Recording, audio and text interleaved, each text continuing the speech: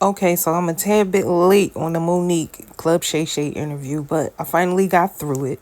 And we all know, especially if you're of a certain age, Monique's story and Monique's issue with all the people she's had issues with for the past 10 plus years. She's sick of Tyler Perry. She's sick of Oprah. She feel like they betrayed her, double crossed her. She felt bamboozled, all of that, right?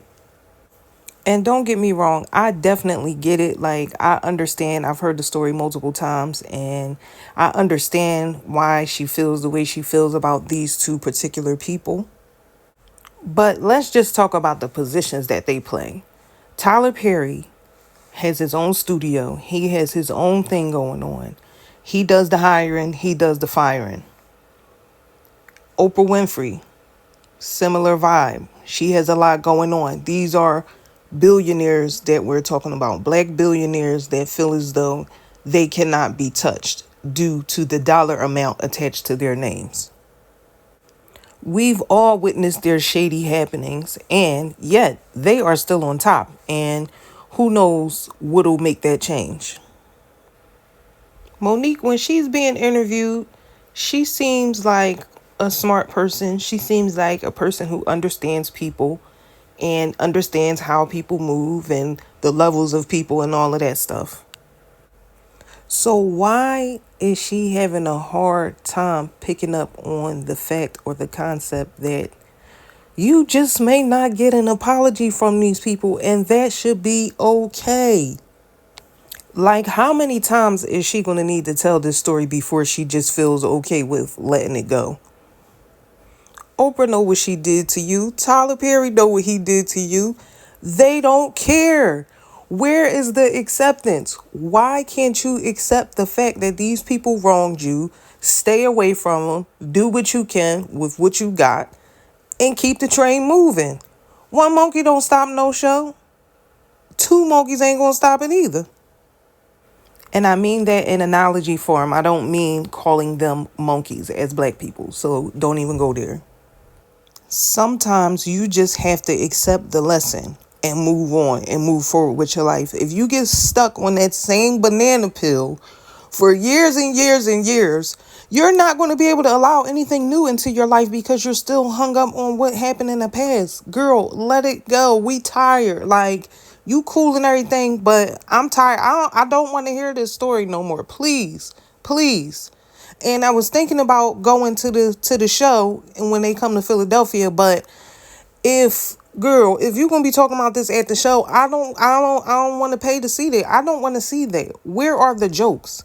And although, like I said previously, I like Monique better as an actress versus a comedian, but I just wish she would just let this whole Oprah and Tyler Perry thing go. Yeah, they talked about you. They spreaded a rumor about you. They got you, scratched from certain little jobs and stuff like that. But, girl, let it go. Because, like, let's be for real. Where do you know them from? They are not your friends.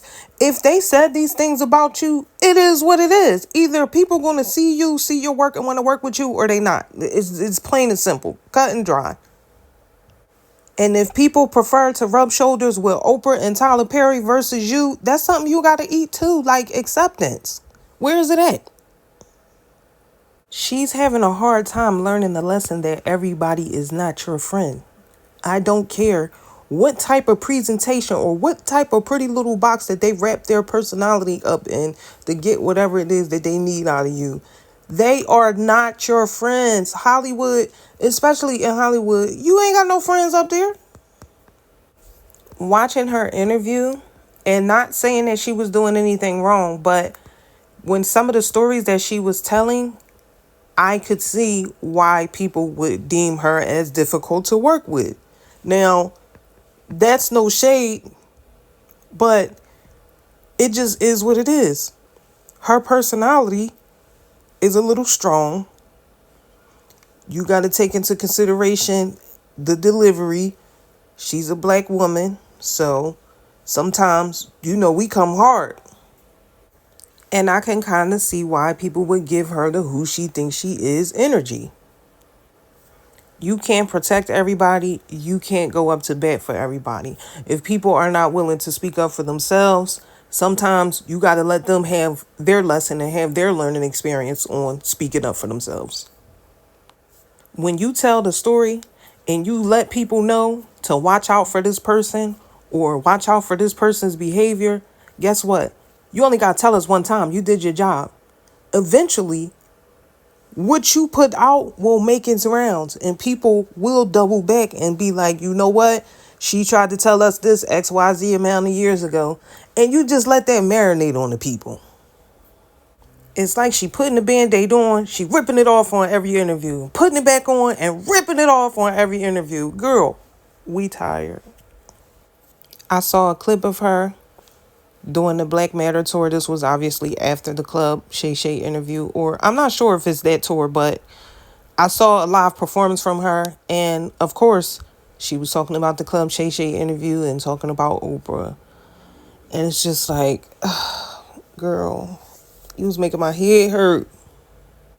But let's pivot on over to Shannon Sharp for a second, because a previous video I put up when I reviewed the Cat Williams and Club Shay Shay interview, y'all was mad at me because I was like, he had his twig and berries on display, but you see he ain't have them out with Monique. But one thing I wish he would have did was ask Monique, okay, so let's just say you don't get an apology from either one of these people. What is your next step? Like, what is your plan? What do you plan to do? What will it take for you to move forward?